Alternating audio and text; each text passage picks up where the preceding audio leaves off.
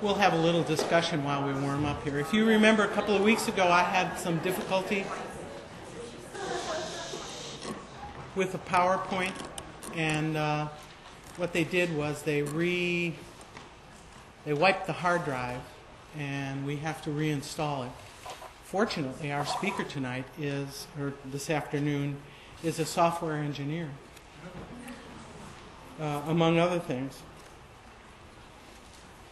I did have an announcement, and that is that the Human Rights Club will meet tomorrow night at 7 o'clock in Charlie Brown's in the cafe, and they're going to be talking about planning the Darfur events.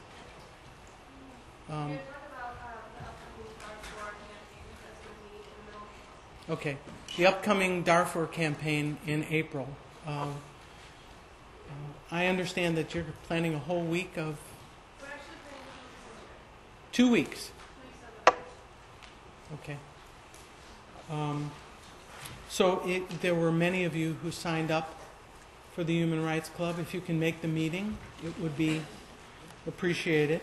I think it'll be a significant experience for you, but you know that. I hope you can go. The exam is this week. My students will be taking an exam tomorrow morning, and then Barbara's will have their exam Thursday afternoon, and then my class will follow after that. Does anybody have any questions about the exam? The study guide really did present you with the things that you needed to know, so, okay.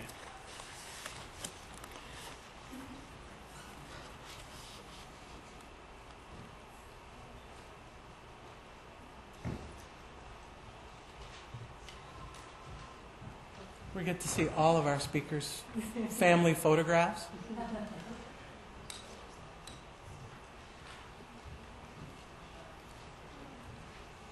Quite an impressive set of speaking engagements.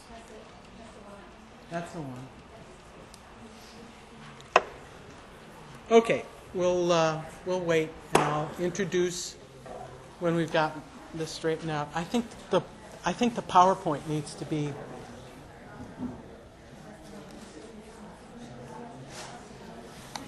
Can you call Mo?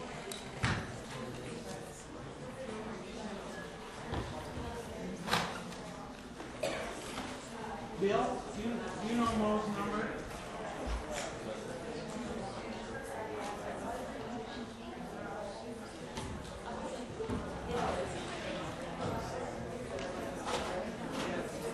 Is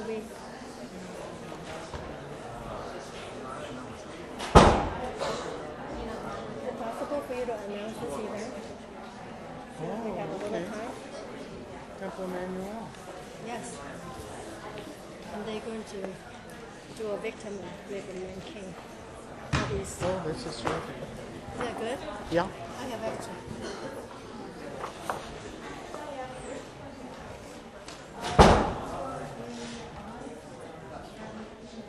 We're going to see if we can get a... Is it working? Yeah.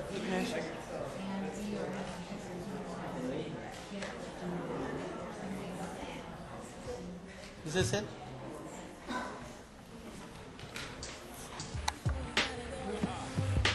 Yep.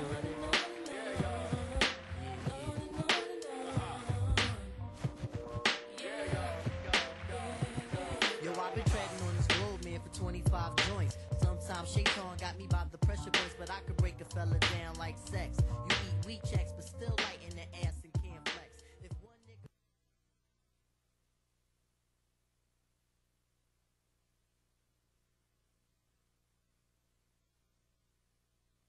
They will feature survivors of genocide from Armenia, the Holocaust, Nanking, Cambodia, Bosnia, Rwanda, and Darfur. It's really unfortunate that we have to keep adding additional categories of victims We'll pass this around so you can get a look at it, Stephanie. Our speaker today was to be Peter Lee, but he had a medical emergency and was unable to make it. We're most fortunate to have someone who is going to stand in for him, and his name is Ignatius Ding. He's the Senior Vice President and spokesperson for an organization called the Global Alliance for Preserving the History of World War II in Asia.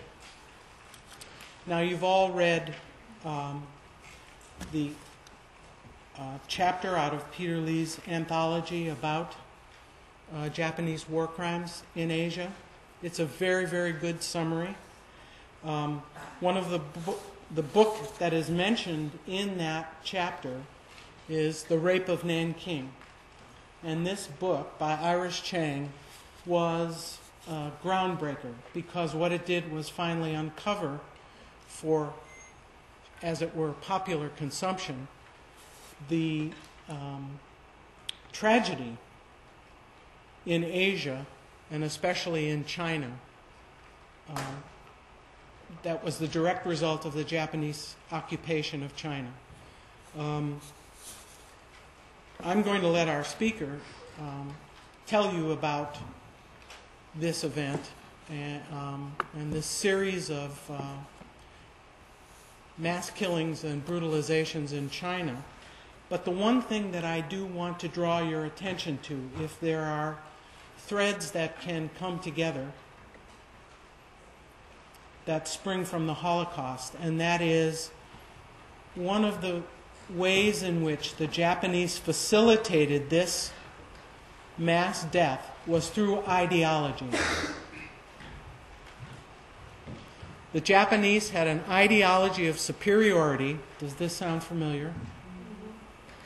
And they indoctrinated their soldiers into believing that they were, if for lack of a better term, a master race, destined to rule over all of Asia. And it is that ideology that conditioned the Japanese military and allowed them to justify their actions. So it is without ado, thank you for your patience while we get technologically up to speed, that I present to you Ignatius Ding. Please give him a warm welcome. Thank you.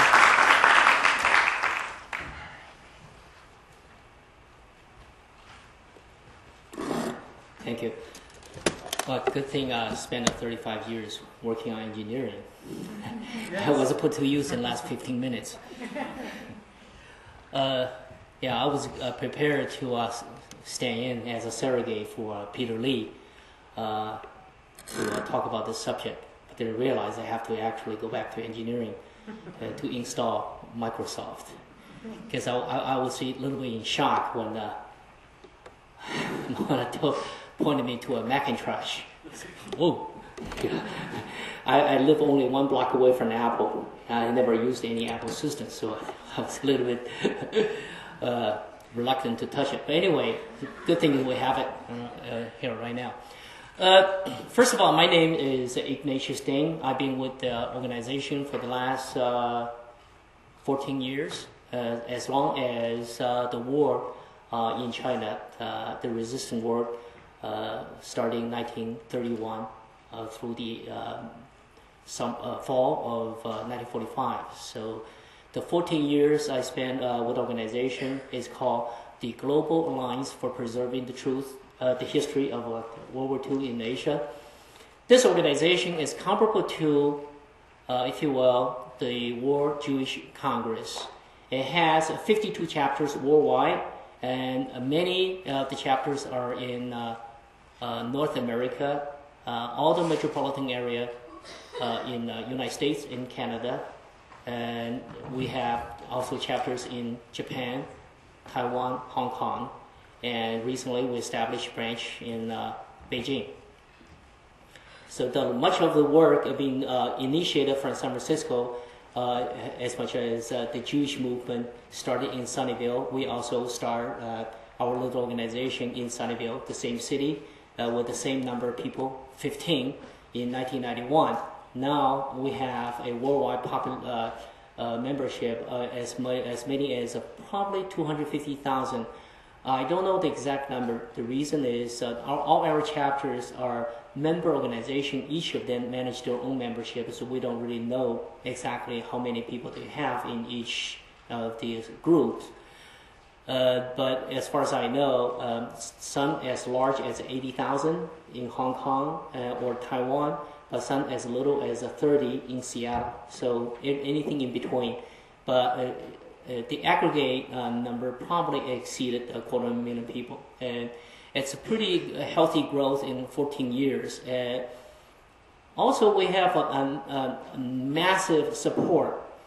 We know that just for one internet operation last year, when we started an internet petition to plead with the United Nations not to give a permanency to the Japanese delegate for the Security Council.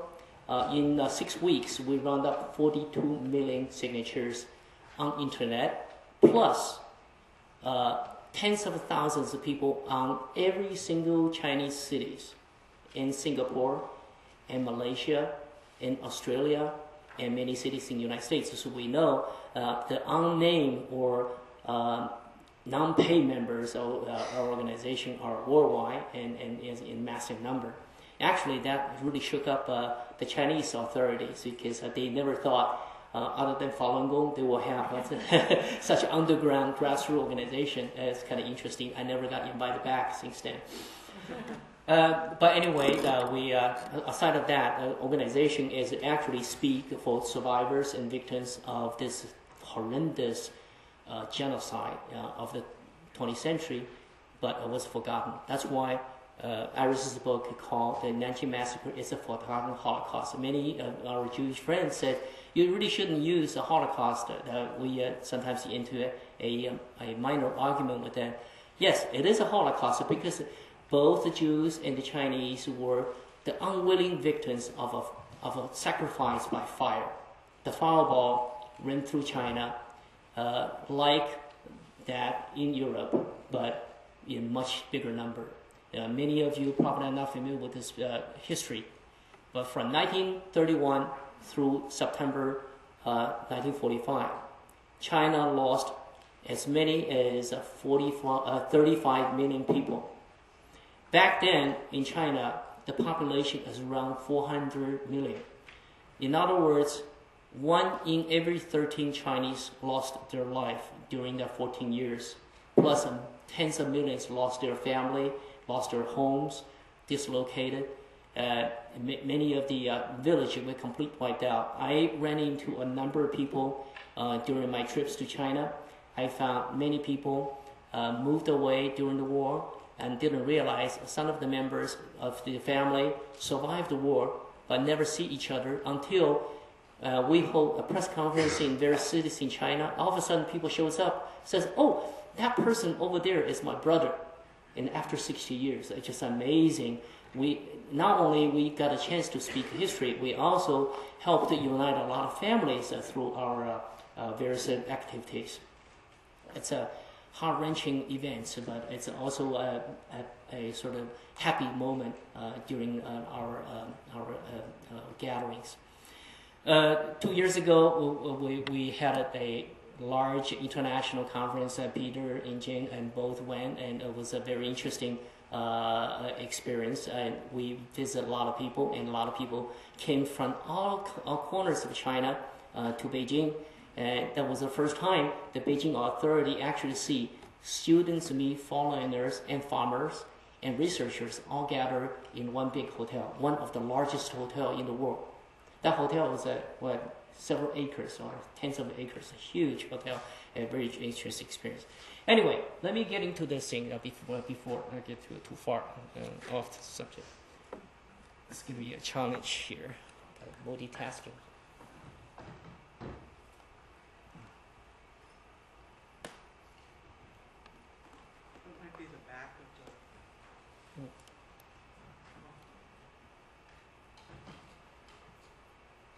pretty tricky. Yes. Okay. So today's subject is apology and healing. It's talking about a war involved China, Japan, and United States from 1931 to 2005. In fact, there are a number of things that we can touch upon today. But today we only have a limited amount of time, so I will give you an overview. In the end, we maybe want to discuss how we can help to develop this further to various pieces. We can cover a number of interesting subjects, not only with historical significance, but also have a number of environmental, political, and health issues involved, including weapon of mass destruction, the favorite subject of Mr. Bush. Well, other than that, he never find the weapon of mass destruction behind his couch, which he did try. I'm a member of the Executive Council.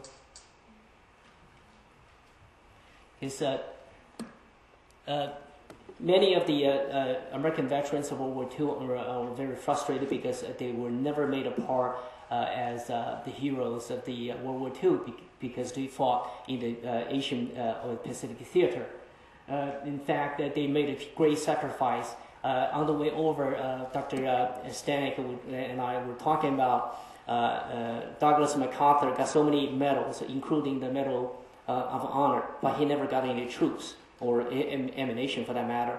And so his troops were fighting the Japanese from day one on the same day, which was December 8th. That was the 7th of December 1941. It happened to because of the day line, across the day line. So it was the 8th of December in Philippines. His troops fought for three months straight. From that day on until the end of March, they never got any supply. They actually end up in hand-to-hand combat with the Japanese. Eventually surrendered more than 10,000 U.S. troops along with the Philippine scouts.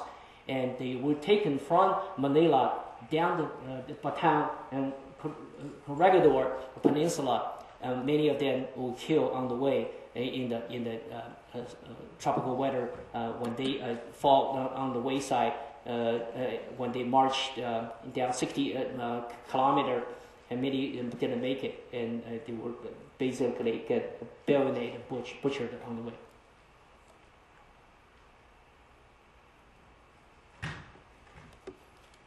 Forgot the computer's over there, the screen's over here, that's why it didn't work.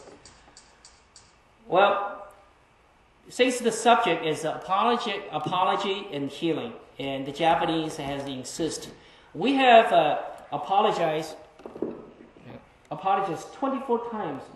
When this will end? That's an interesting question. The thing is,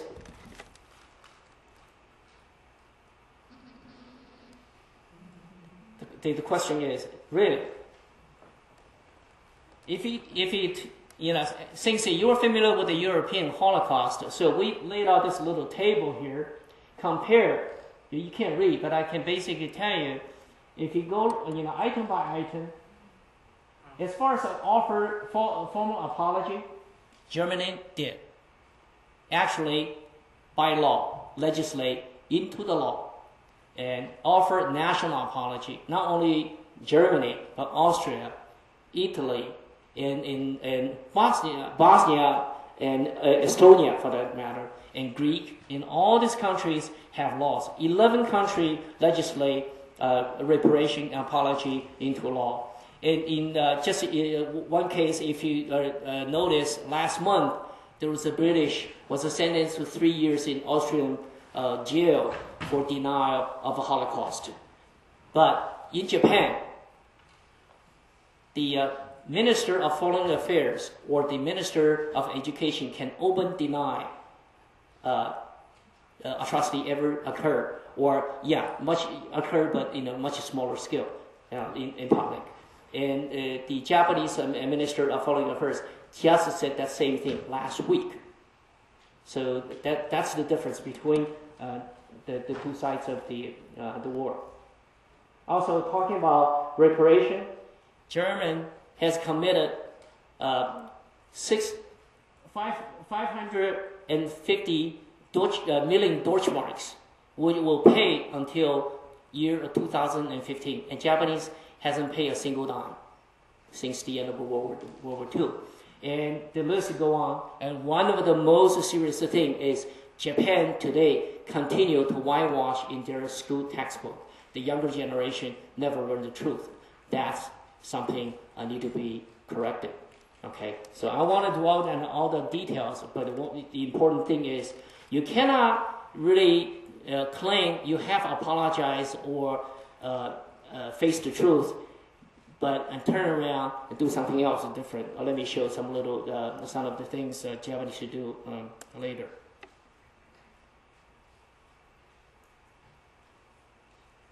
This is just like the spouse abuse. If the Prime Minister of Japan went to Jakarta in October 2005, publicly apologized to the victimized nations on 24th of August, I believe, April 24th. Within 4 hours, 200 parliamentary members, including 18 cabinet members, went to Yakusuni, which is equivalent to a shrine to Hitler and his cronies. In Yakusuni, they worship the war criminals as a living god. In fact, Japan has the same constitution installed by MacArthur, have a separation state and church. And they ignore that, continue to practice Shinto religion to worship the war criminals as living god. So how could it be apologies being taken seriously if the cabinet member or even the prime minister himself make this annual ritual to a shrine to worship war criminals? So this is one of the major gripes China, Korea, and Philippines, and Malaysia, and all these countries have with Japan.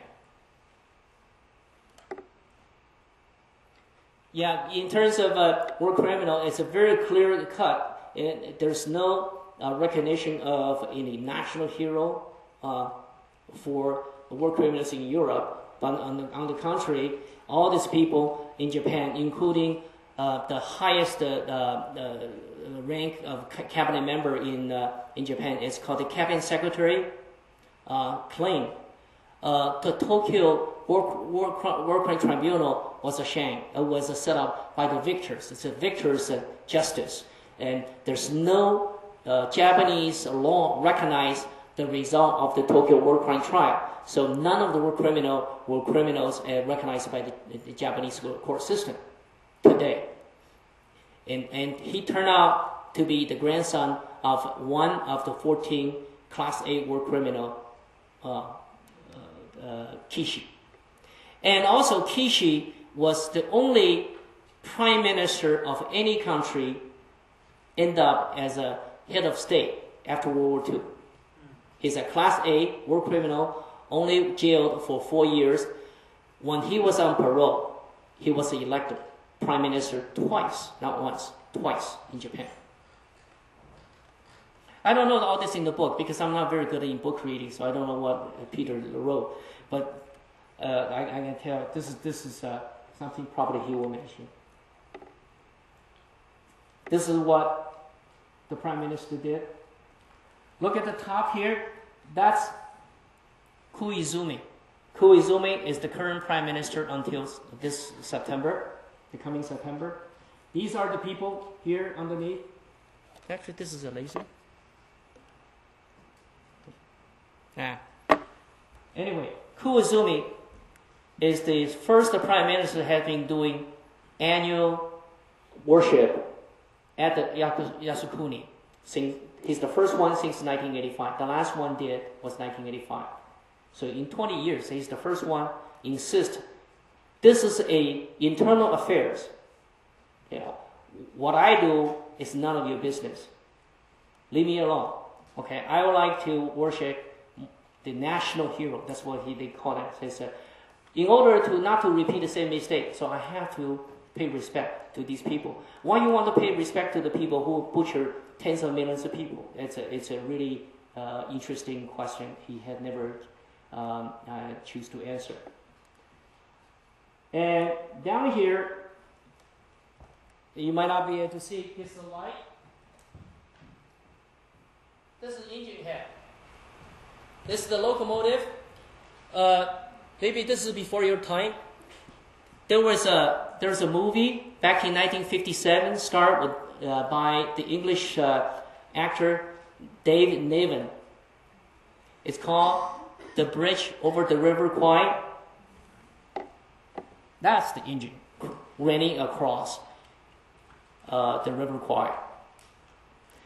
Under here, there's a little plaque in front of it, and written in Chinese, Japanese, and also in English, in remembrance of the brave Japanese Engineers Corps.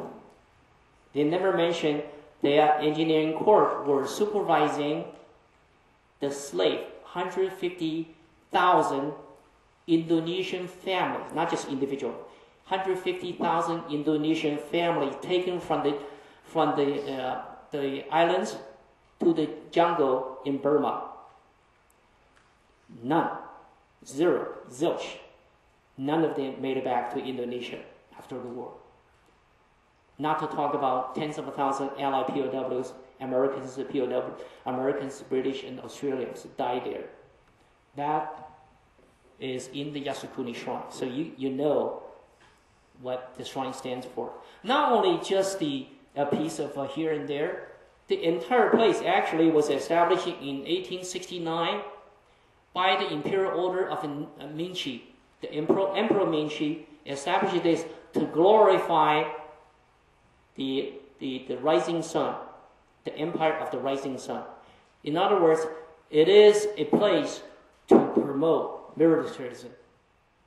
And all these people, including the younger generation, they make the annual rituals. That's the damage the Japanese government and the right wing is doing to the younger generation. That is why we object. That's why we don't think the apology is sufficient. You see, all this parade, there are not young people. There are some old people here. But these are the top, there are, you can see the faces. There are young people. They are 30-somethings. They are still wearing the Imperial Army uniform. On the contrary, if you look at these pictures, these are the Allied POW. The top is American Airman. Look at, familiar? Does it look like someone came out of the concentration camp in Europe? Same thing. However, when you think the Nazis were evils, the death rate in the Nazi camps were about 5% for POWs, not for the Jews. But in the Japanese camp, according to the Tokyo War Crime Tribunal record, were 37.1%. So more than 1 in 3 died in the Japanese. However, the death rate for the Asian POWs were much higher. In fact, almost over 90% of the Chinese POWs died within a month after they were captured. Well, the Japanese had a very good justification. They said they have no food to feed the POWs, so they have to kill them. That's another fact. Japanese, if you check record, you will find the Japanese Imperial Army, when they have the most modern equipment and training, it was the only army in the world have no rationing. They don't carry food. Wherever they go, they feed off the land. Not only that, when they left the place, they burn it down. They don't leave anything behind. Oh, they had a very good reason too. They said, well, if we don't kill everybody and burn it down, we don't get a good night's sleep. This is actually a documentary. If you check the website, it's called the JapaneseDevils.com. It's the confession of the Japanese POWs.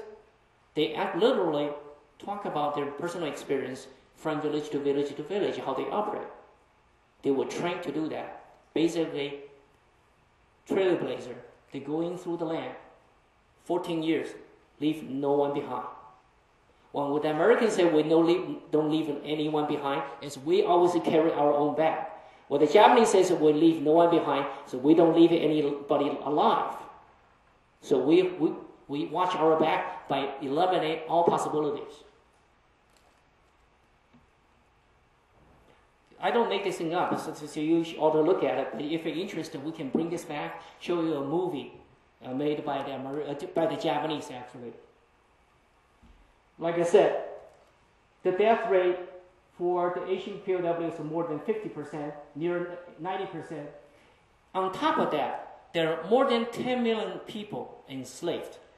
Just this week, there was one lawsuit being thrown out of Japanese court. One son of the survivors sued the Japanese, tried to get compensation, not for reparation, for back wage. When I work for you, you pay me. You think that's a matter of life, a matter of fact, in life, that's what people do. So when they go to claim their back wages, the Japanese court says, it's too late. You should have done this within 20 years. In America, there are certain things, war crime, murder case, there's no statute of limitation, but in Japan, there's a 20 years limitation, so they refuse. They say, oh, what's wrong? But tough luck. That was carried by AP. You can check slave labor case on the website, and you will find the AP information was on 13th of this month. The other thing is that why the Chinese would die so many often, because they were used as a target practice. This is very common. You see many of the picture like this in World War II in China, or in Singapore, for example. There were not only Rape of Nanjing, that was one book, but also there's two other books. It was called Rape of Manila. During the Rape of Manila, in the 1 month in Manila, the city lost over 100,000 people, as opposed to the 340,000 in Nanjing. But Philippines is a much smaller country, so 100 people in Manila within a month literally has wiped out the city. Same thing happened to Singapore, the city nation.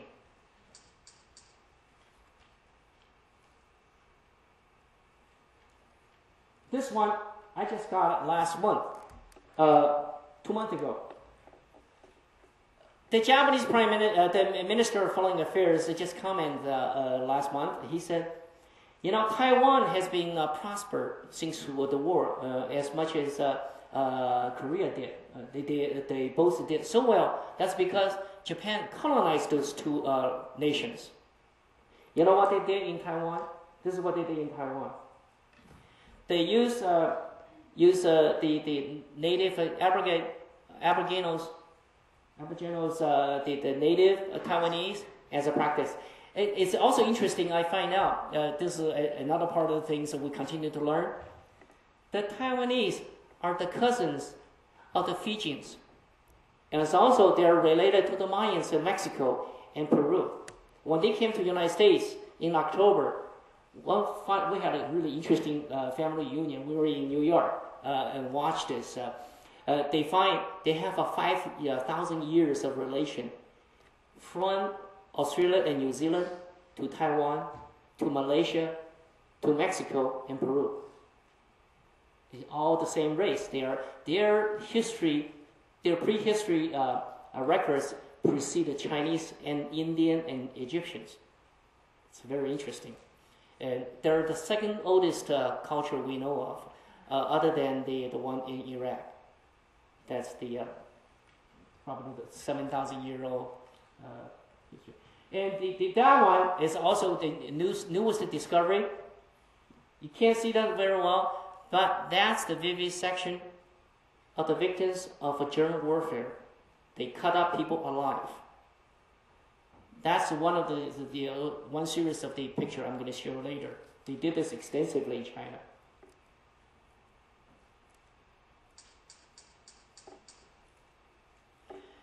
One of the things that you know, well, we didn't know until 1992. It's a common practice in Japan. Again, they have a justification. So since the rape of Nanjing, literally gang rapes in Nanjing. They rape every single woman or girl coming in sight. The Japanese left Nanjing, they said there's no virgin left. So after that, they were condemned by the international community. So they said, well, to prevent rape, one of the solutions they came up with is have rape camps. They established the comfort station throughout Asia. They ship women from captured and colonized regions, in particular Korea and southern China, to all the different battlefields. When they left the battlefield, if they can't carry the women, they kill most of them. So 1/3 of the women die in battlefield. The other one died from diseases, and not very many return home. Many return home and lost their dignity, and they don't want to face it. They committed suicide. The suicide rate among the comfort women were very, very high. Right now, there are only a few hundred left in Korea and China. We identify them, and Global Alliance are helping them. That's one of the things we do. We help the victim, and we help them. We provide some financial assistance, and we'll provide investigation and file a lawsuit on their behalf.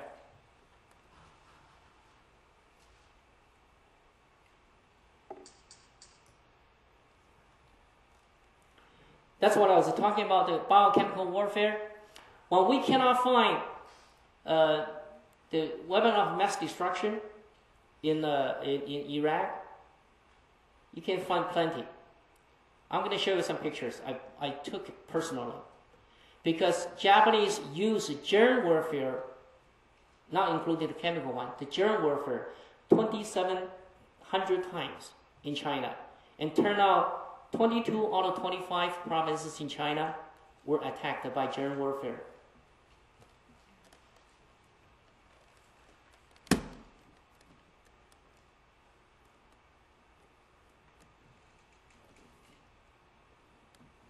I don't know how to use this.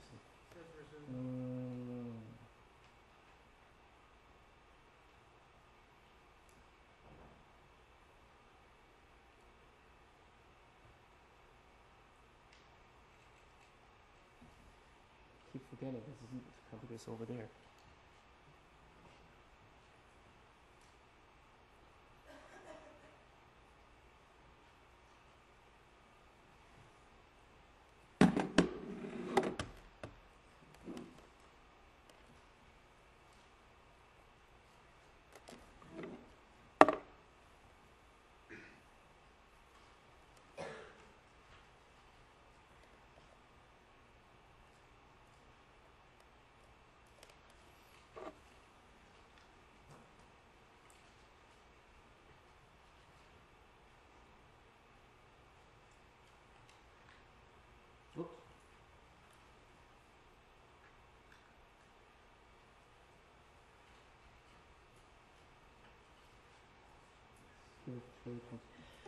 Anyway, I was going to show you one movie clip. Unfortunately, this doesn't work very well. How many people have seen the movie Pearl Harbor? Yeah.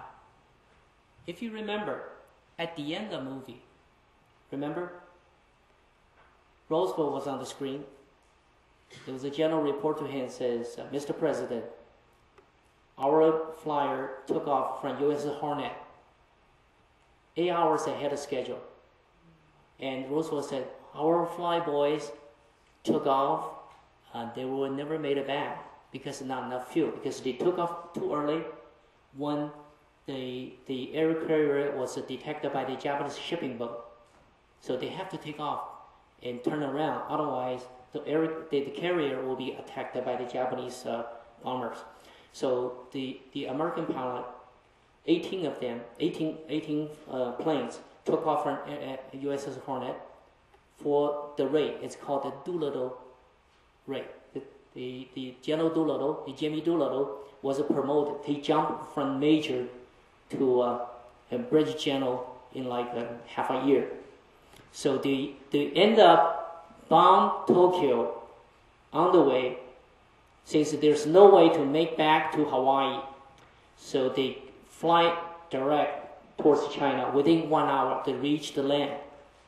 Actually, within several hundred feet to the coast, they were out of fuel. The end of the movie, remember the crash landed?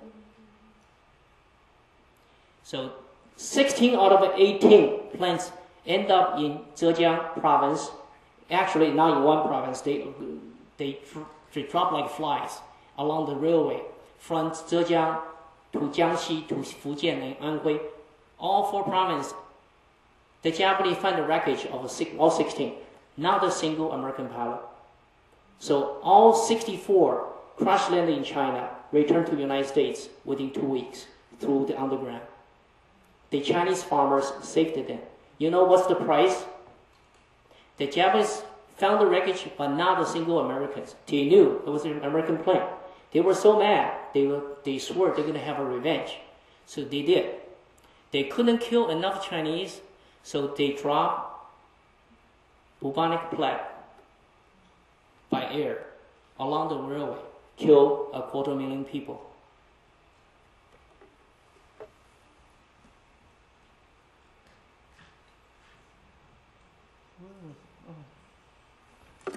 Okay, let me try this.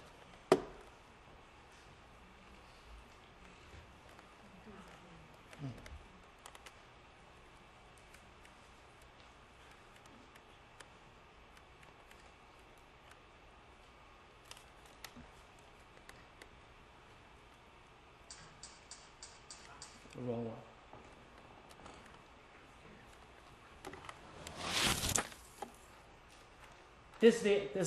Sorry, put it back. This the first group of people back. The middle, that's Jimmy Doolittle.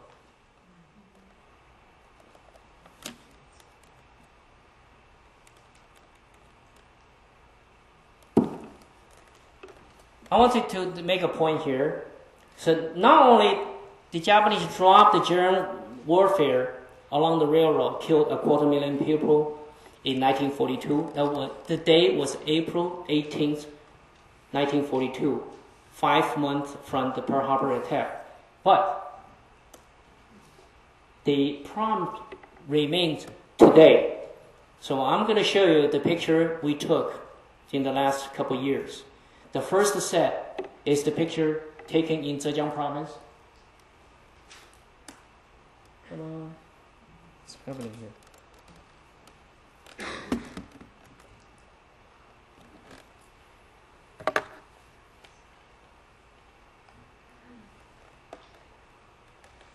I know there's a reason I retired. That must be it. I hate computers. All right.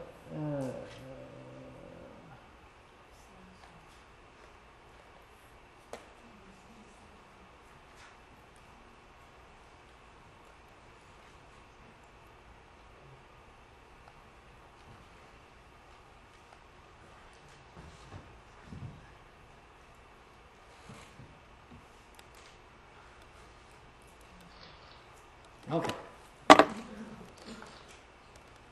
See this? See all this? This is anthrax eating away all the flesh. This is today.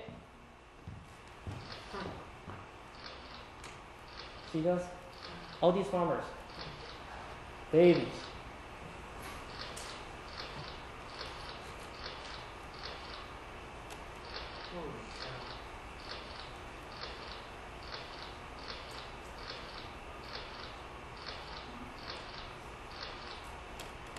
Can't see very well, but some of them amputated, lost their leg or arm.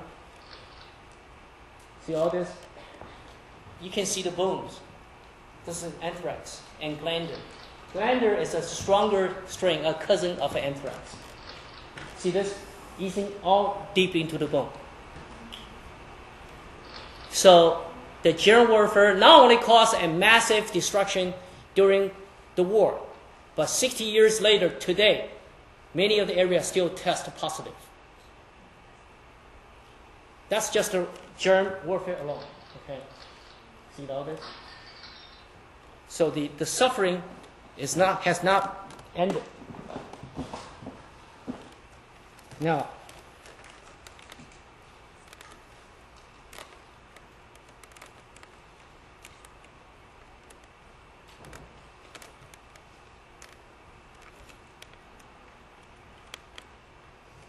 yeah, this is another one.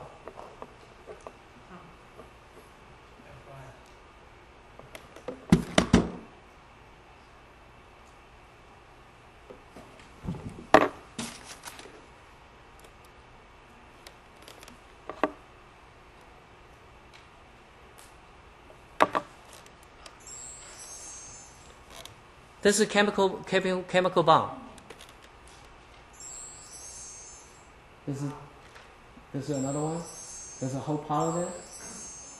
This is a different location. This is another stockpile. Also, there are poison canisters like this. Guess how many of them? There are 2 million shells. 2 million shells along the Chinese and Russian borders. Because the Japanese are so worried about the Russian will come over from the other side. The border was so long on the northern side of China, from Manchuria, all the way across. All the way across. They not only built a fortress, but also they lined up all the chemical weapon over there. Now, after 60 years, they're all rusted like this. In other words, now the 2 million shells of chemical weapons now become time bomb. All of them are start to leak. So this is creating a tremendous, not only health problem, also a huge environmental and ecological problem. These things to leak. When they leak, they look like black or tar or glue. Very, very thick because they're all condensed. All the things are very vaporized. And also the other thing is very surprising. The Japanese had the technology back into 1940s.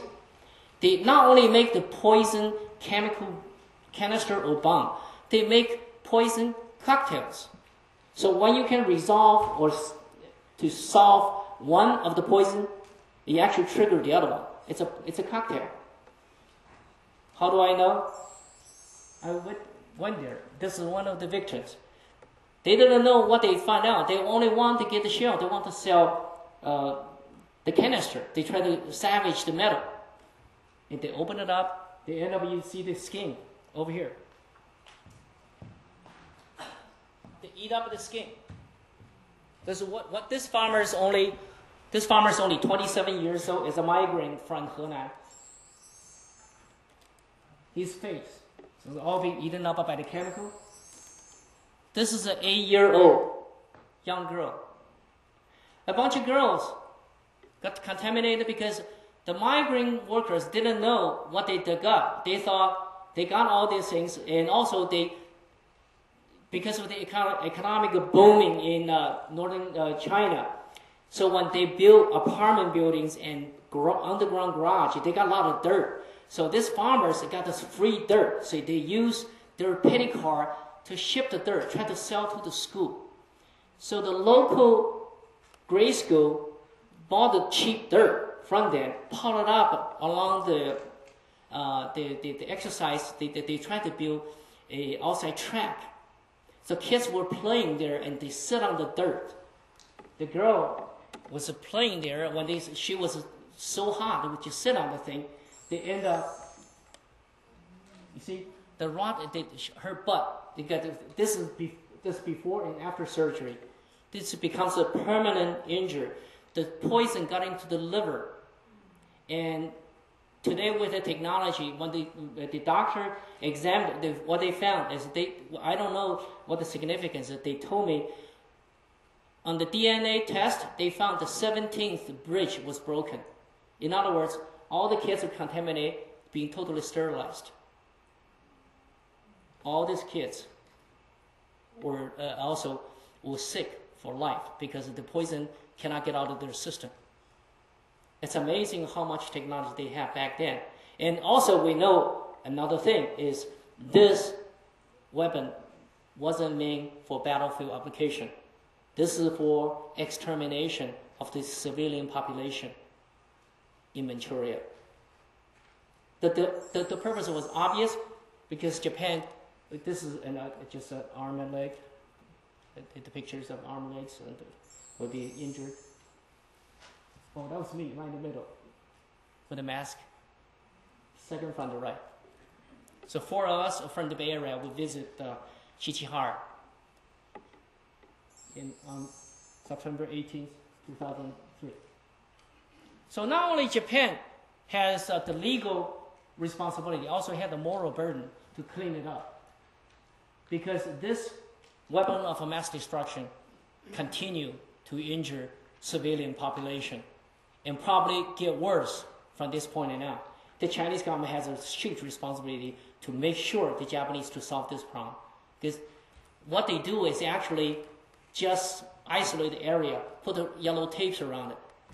I told the Chinese local officials, are you crazy? You don't see it because they don't exist. The things get into the underground water.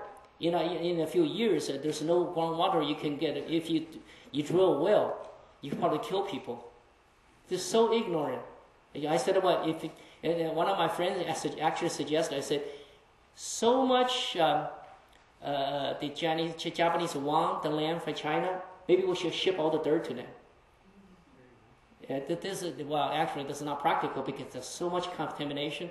Think of 2 million shells of things. You're talking about the land contaminated as big as California, probably bigger.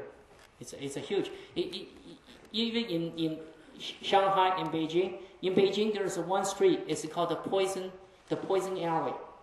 Because they literally dig up the thing. The people are so ignorant. They actually dig up there. The interesting thing is, I don't know why the Japanese didn't do anything for many years, but in the 3 weeks we were in China, they have all the specialists in China dug up and try to decontaminate all those turds. I think we really get under their skin for some reason. It's probably the publicity is the one thing. That's one of the reasons we come out, continue to tell people the story. So they got really embarrassed. So I think that's one of the things we should do, continue to do. So that's that.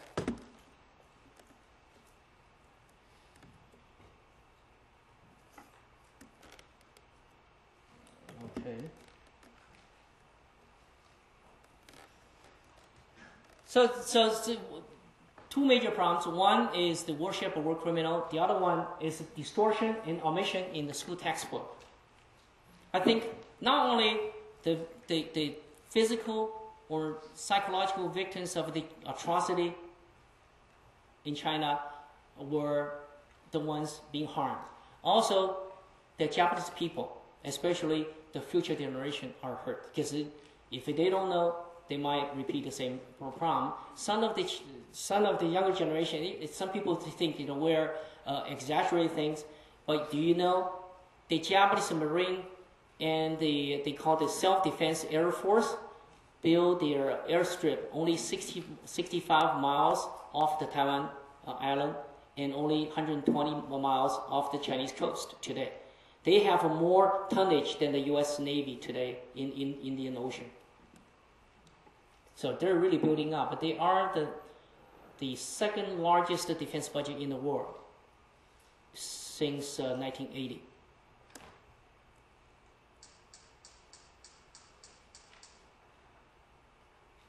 Then, of course, I mentioned this is now they reject and rehash the verdict of the Tokyo War Crime Tribunal. I mean, they talk about, since there's no law in Japan to condemn these war criminals, so they are not considered being criminals. It's talking about this, the airstrip and the island they were building. They actually 1,740 kilometer. It's a little bit over 1,000 miles away from Tokyo. That's one of the things Japan does today. Is they start to claim territory. They use one little rock. So they said, oh, that's an island. So if that's a territory of Japan, so according to the international treaty, anything off that as an anchor, 300 miles will be our economic zone. So they draw this huge diameter all the way outside of Japan. 1,000 miles. So that ocean region is bigger than, it's probably more than half of the United States, the area.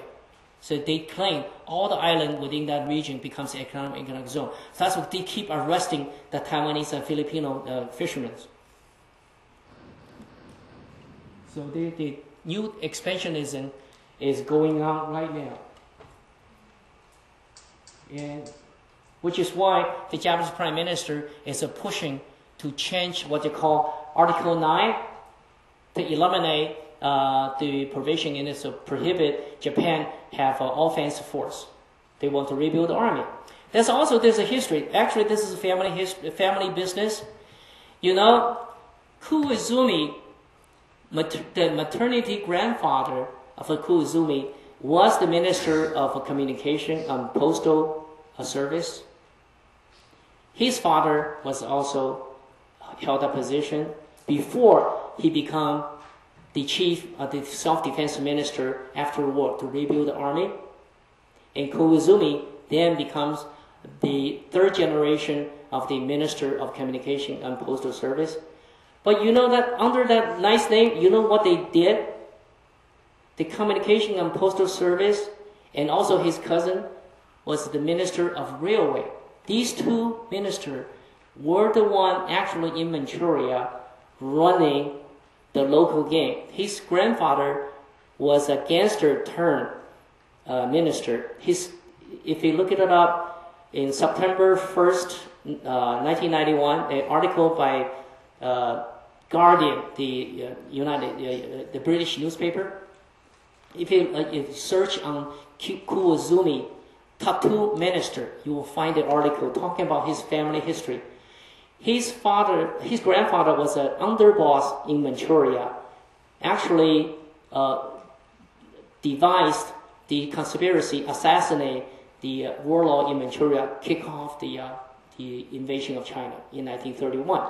That was the second major assassination in Asia. The first one was in 1905, the assassination of the Korean Queen before they annexed Korea in 1910. So Japanese has a very clever way to stage this thing, and assassination is one.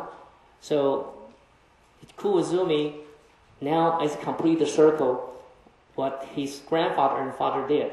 Reform the postal service and rebuild the army. When they say reform the postal service, that's another thing you probably don't know. The Japanese postal service actually is the de facto federal bank. They were using the federal bank to bribe all the local officials to vote in favor of Liberal and Democratic Party. So basically, it's the bank in their bag. So when they say reform, then basically they had took full control of the federal bank. It's not that they worry about post stamps. So important thing is that Japan has signed since 1907 through 1932 all the international treaties, including Geneva Convention and the Chemical Warfare Convention, all that. But it was the one violating all of them, including the invasion of Manchuria and use biochemical warfare in China, Burma, and Singapore. And we know there were 64 branches of the Unit 731, which is a code name for the detachment of the biochemical warfare unit, which report directly to the emperor. It was funded by the emperor himself. It was a unit started by his father-in-law, the Emperor Hirohito. Now, afterward, they renamed him called Emperor Showa. He himself was a biologist. He was interested to see some of the results, so he personally funded the biochemical warfare. Even today, the Japanese government never admitted they have such a unit exist. The U.S. government gave them full immunity for the purpose to recruit the majority of them working for the U.S. government after the war. Working in Fort Detrick was called Camp Detrick in Maryland, outside of Washington, D.C., near Rockville.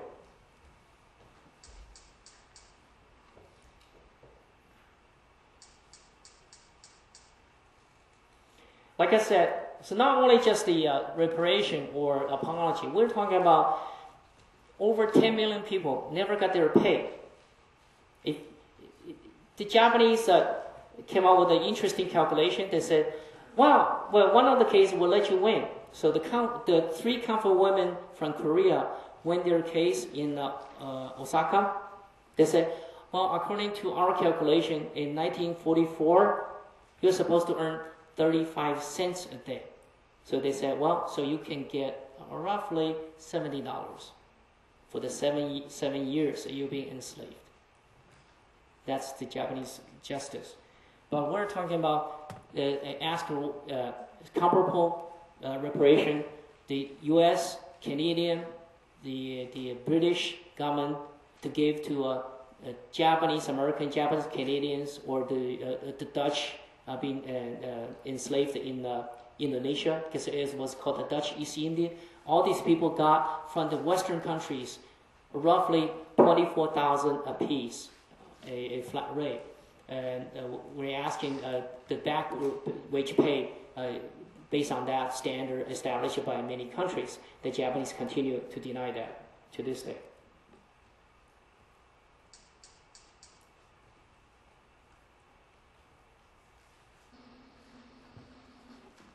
That's one of the the Redress, the Rape-Nanjing Redress Coalition, RNRC, and Global Alliance put on New York Times on September 13th last year, on the opening day of the 2006 session. Peter and I were there. We launched this, and we had an interesting discussion. After we got back, we had a discussion with the publisher of New York Times, and he said, well, he really agreed with many of the aspects of things. We talked about, well, not only there should be a national apology offered by the parliament, like many other countries do, and Japan really should also have law to prohibit anyone to deny history, and anyone does that must be punished by law, whether jail term or fine or both. And anyone openly deny history should not be a public official for life. And we didn't say in particular details, but we know in many countries that they actually spell it out, a minimum of 2 or 3 years of jail sentence for this type of behavior. And long and behold, when we get back, the Japanese government wrote a nasty letter to New York Times. Says, how dare you distort history? Wow. The old gentleman in charge of the New York Times, Mr. Southworth, got really upset. He said, well, I'm going to get back with you. So last month, when the Japanese Prime Minister and the Minister of Foreign Affairs started to bark, the New York Times wrote a very interesting article, very, very critical of Japan. He said, and never come to terms with your past, you never can move forward. It is, we have a bear witness, you better straight with your own people, because what you do is you injure them in the future. So that's very much true. Any country cannot face the truth, including ourselves in America. One day we're going to pay the price. That's true for the Chinese as well. We keep telling the Chinese, one of the Japanese said, well, we didn't kill enough because you did the same thing. The communists did the same thing to their own people, or you're really actually distort history yourself. You can't accuse us. But anyway, there's no good party in this whole mess. But in this movement, we are asking people as well facing the truth, especially in World War II. Because so many people suffer for so many years. Every time we travel to, especially in the remote area, the farther we are from the city, the more grievance we find in the remote area. And many farmers, they have been suffering all their life. They cannot recover, whether psychological or financially. They are looking for a voice.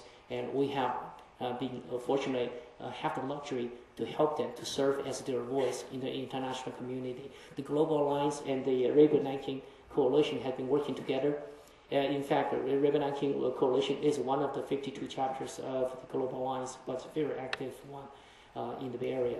So we've been speaking up and helping to establish legislation, try to convince California State and the U.S. Congress to pass laws to educate the public and also add the content into textbooks to educate the younger generation.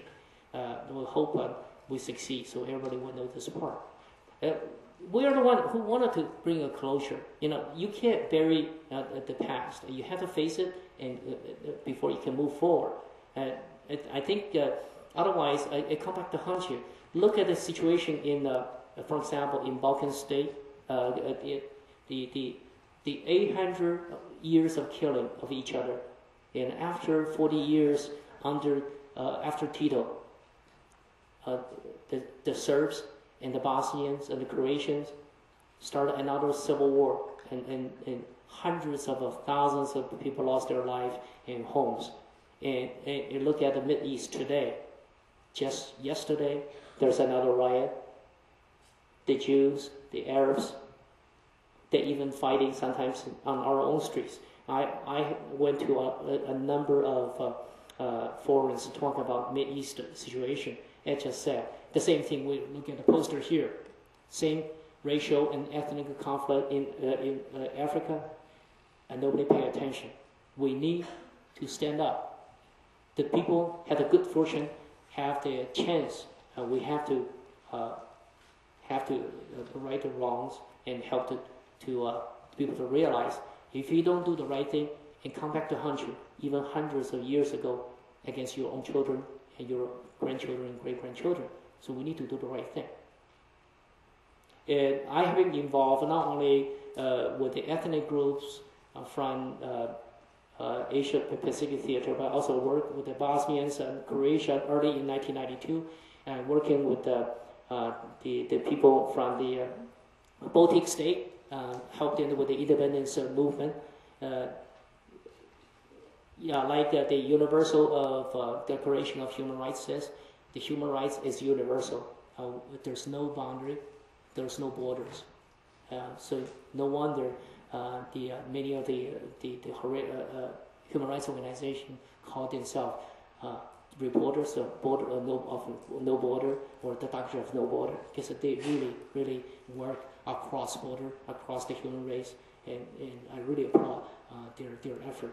Now I hope that our effort eventually becomes the international movement, and we are working on it. We're working with many groups, including the American Women's Group, a national organization of women, AFL-CIO, and the American Veterans, American Legion.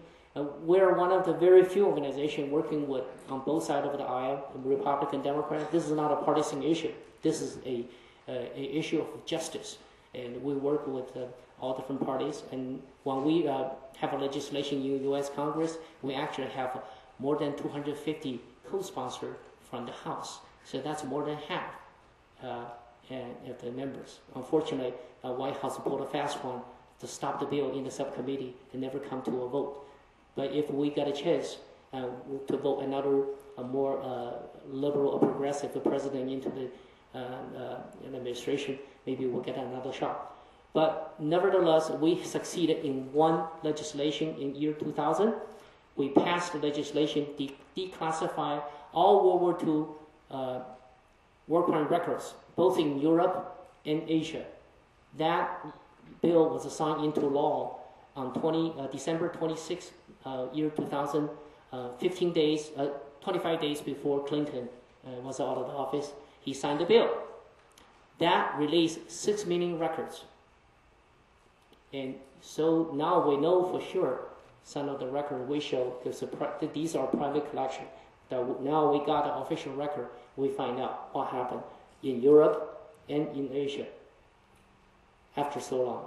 That was very fortunate we did pass that bill. After that one, I don't think the Congress ever worked on any of the historical issues. The last 5 years, I don't think we'll work on anything but the Iraq. It's very strange. Well, that's another problem. for another day. Maybe I'll go too fast. Oh, it's an hour. Time flies. Yeah, I'm open for questions. Thank you very much.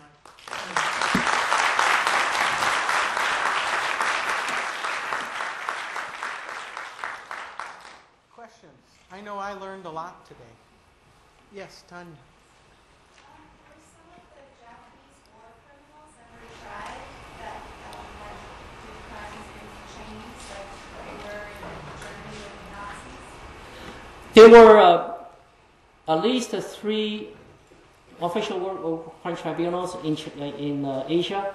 One is the most known is the Tokyo War Crime Tribunal. There are fewer than 60 war criminals, class A war criminals, were tried. Only 17 were hanged, and the other 40 were jailed for less than 4 years. There were 2 other ones. One is in Nanjing.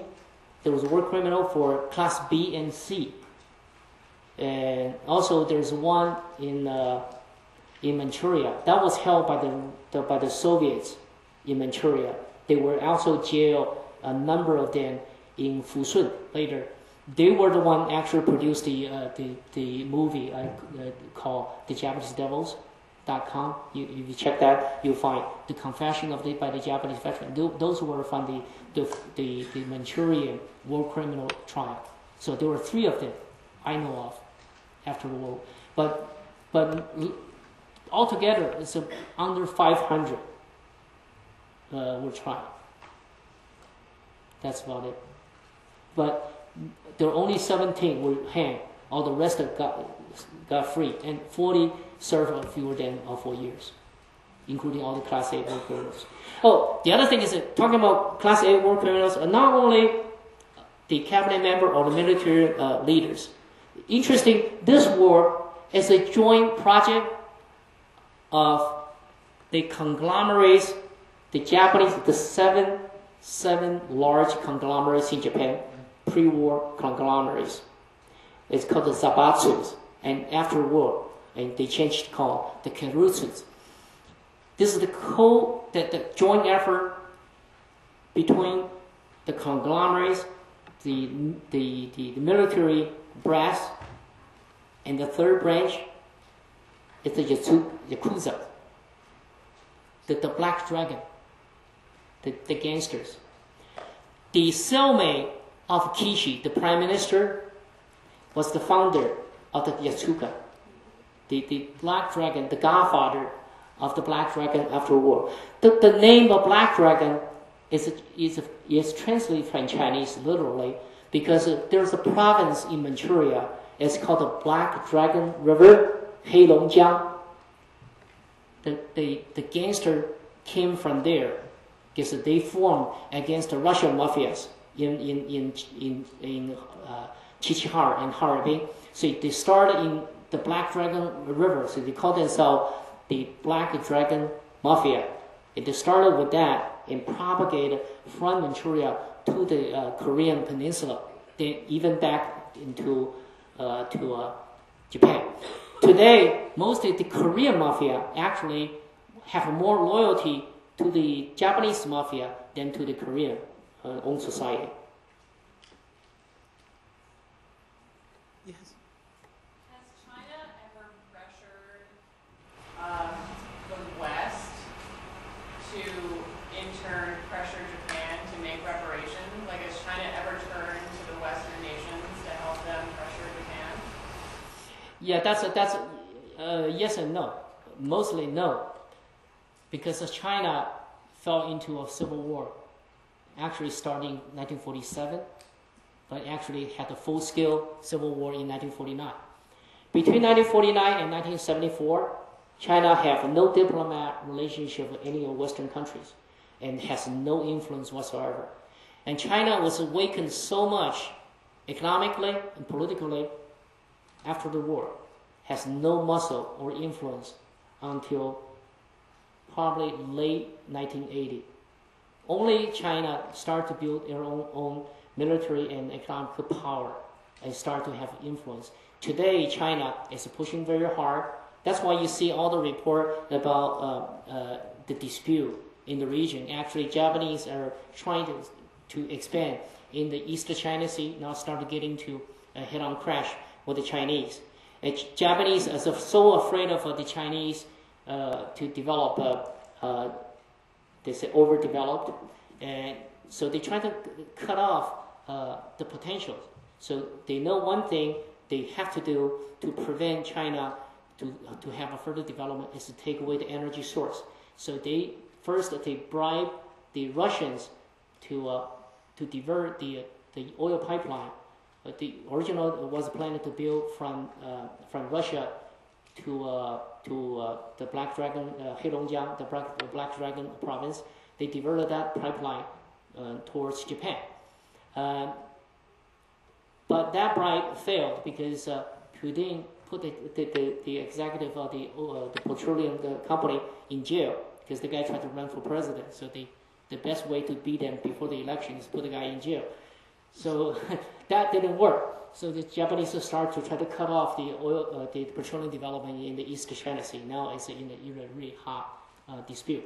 But China now start to challenge Japan on the many front and also argue in the United Nations. If you don't face the truth, you don't come to terms with yourself, you will never get a permanent seat in the United Nations. But before we actually went to China, start to educate about the grassroots movement, talking about freedom of speech, the Chinese government really didn't take an aggressive step until about 3 to 5 years ago. We started working inside China, and we find actual internet help us with our work. It's tremendously. China now probably regret they ever introduced internet. Thank you. The story continues. Yes. I mean, this is kind of a comment and kind of a question. I mean, I can't imagine that you're terribly surprised that this administration would try to kill a bill like that. How can we talk to somebody about the Geneva Convention when we're busy saying it shouldn't apply? Yeah. How can we talk to people about chemical weapons when we're dropping phosphorus on Fallujah and when we're using so-called depleted uranium bombs that are not depleted for 50,000 years? You know, I guess my question is, have you thought that you're going to need to go to people, broad support, because when people see the horrific things and realize it was awful then, it's awful now, I don't want my government to do that, because now to go directly to the government, they can't afford setting precedents like this or making public statements like this, because we're doing it too. Exactly. We were the one. It actually started with Eleanor Roosevelt to promote the Universal Declaration of Human Rights. We had the treaty signed in San Francisco. We were the one violating it. Now, United States has to stand for human rights and has been a standard barrier for so long since the end of the war. Now we're the one actually denying it. So it is something is wrong. So I'm so depressed in the last few years, especially since the beginning of the war of Iraq, and not so much I want to protect Saddam Hussein, but I just feel we lost our principle. So that is really we lost our footing in this area. On some level, I agree with you, Sandra. That's what we're doing here. How many of you knew about Japanese atrocities in Asia before you either read the article or came to this lecture today? How many of you knew about that? Well educated. But so many more now of you know.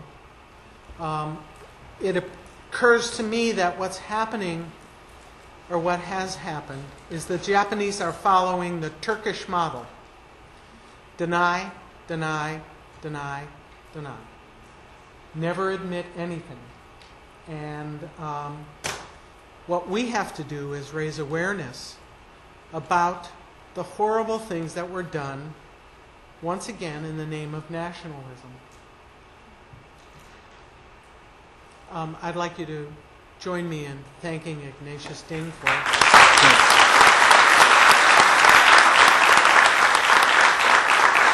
Thank you very much.